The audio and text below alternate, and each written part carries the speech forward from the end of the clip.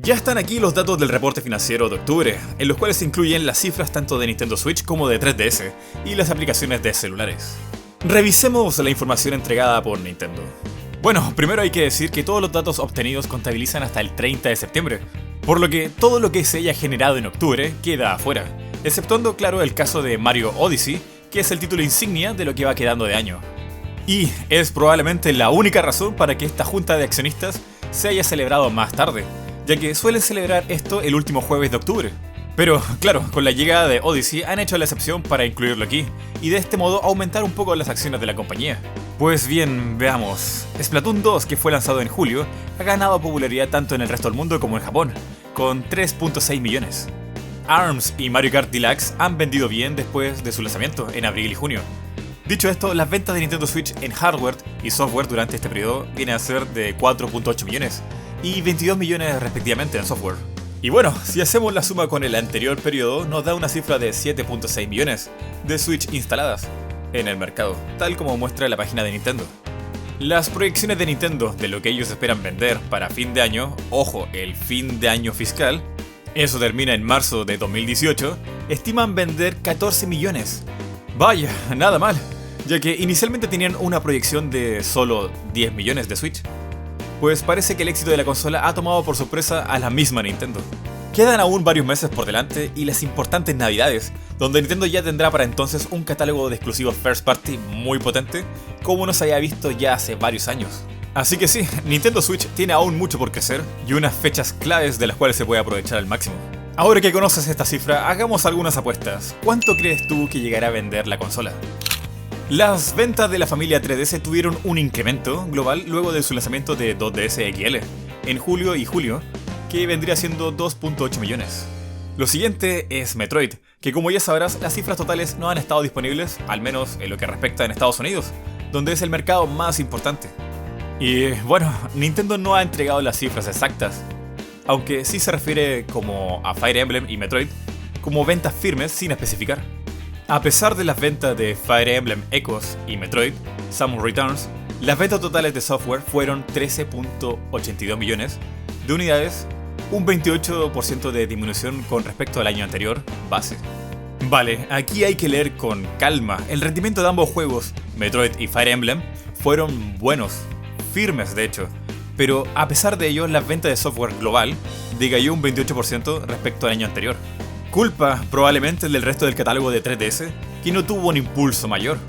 En resumen, Nintendo no culpa o no entiende esta baja porcentual por estos dos juegos, que han tenido un buen desempeño. ¿Y cuáles fueron sus cifras?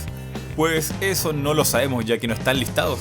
Te puedo decir al menos que en el caso de Metroid Samus Returns, que la fecha de este informe no debió favorecerle mucho, debido a que solo tuvo 15 días de lo que contaron sus ventas. Como ya te había dicho, el reporte cierra hasta el 30 de septiembre, y Samus Returns salió el 15, por lo que esto se explica por sí solo.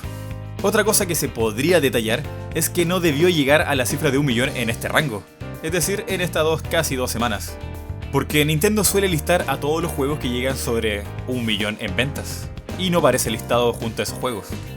Ahora, calma, sé que hay mucha aprensión por el éxito de este juego. Después de todo, Sakamoto ya lo ha dicho. Dependerá de él si seguir o no sacando más juegos en 2D. Pero más allá de las cifras que no tenemos, el hecho es que Nintendo lo ve como firme. Eso debería bastar para que Sakamoto, como productor, vea si es rentable seguir sacando más juegos de este mismo estilo. Además, que no todo es beneficio económico, como la imagen con las third parties, que es parte de las metas de Nintendo, mostrarse abierta a compartir sus licencias con otros desarrolladores. Mercury Steam ha estado muy a favor de Nintendo en el último tiempo, que por cierto, eso lo podrás encontrar en otro video que he hecho, donde solo hay halagos para la empresa japonesa de parte del estudio español. Y sí, sonará un poco decepcionante que luego de esperar 2 meses para poder saber cómo le fue el juego, no tengamos más que esta frase.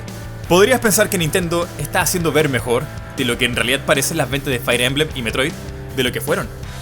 Pero no.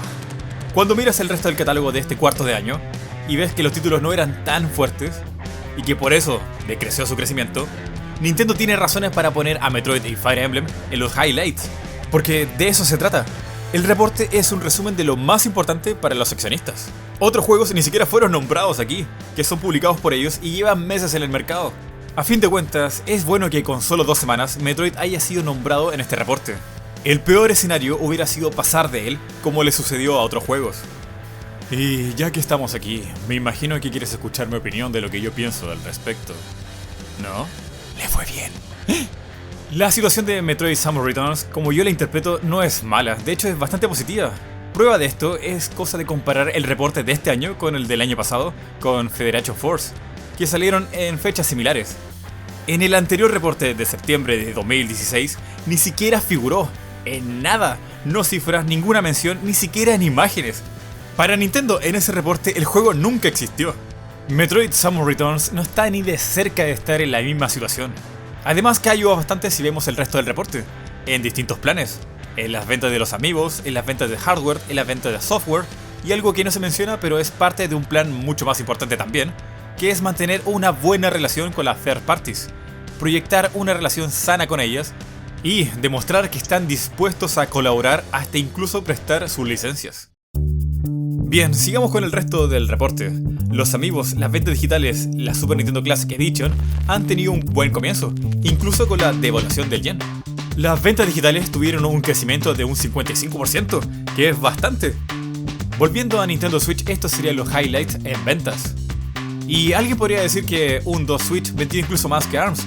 Eso sería una mala comparación, ya que el juego lleva contabilizado 6 meses en el mercado, desde el lanzamiento de la consola. Y ARMS salió mucho más tarde. Aún así, en distintos gráficos, el juego no fue tan favorecido como el resto. Mientras tanto, Mario Odyssey, la razón por la que la reunión con los accionistas se celebrara más tarde, para poder incluirlo en este reporte, logró vender 2 millones de copias en 3 días. ¿Crees que Mario Odyssey alcanzará en ventas a Breath of the Wild? Bien, otro dato importante son los datos de uso de la consola dividido por edades. Y esto es genial porque yo hace muchos meses atrás ya había dicho algo muy similar, y ahora tengo por fin las cifras que lo respaldan. El público de Nintendo ha madurado, y lo que era su público más fuerte en los 80 y 90, con una edad promedio de entre 12 años, ahora esto ha sido desplazado entre los 16 hasta 35 años, que vendrían siendo los usuarios centrales de Nintendo hoy por hoy. Esto es bueno porque Nintendo ya antes tenía planes de centrarse en un público más adulto, pero es malo porque significa que esto de aquí no se están renovando. Pero recordando una sabia frase de un profesor de estadística, Everybody lies. Bueno, no era de estadística, pero lo usaré de todos modos, toda cifra se puede manipular o malinterpretar, si no tienes cuidado. Estos datos vienen de una encuesta de internet, y por lo que me imagino, este sector de acá, lo menos que quiere es llenar fichas y cuestionarios. Los juegos para celulares han tenido su sección en el reporte, y lo están manejando muy bien. Ya son 3 juegos en aquel mercado: Super Mario Run, Fire Emblem Heroes y Animal Crossing. Pokémon GO, al igual que ocurrió en el año pasado, no tiene cifras, pues el manejo de estos datos están dentro de lo que hacen Niantic y Pokémon Company. Otros datos que han logrado obtener mediante la consola es el modo de uso.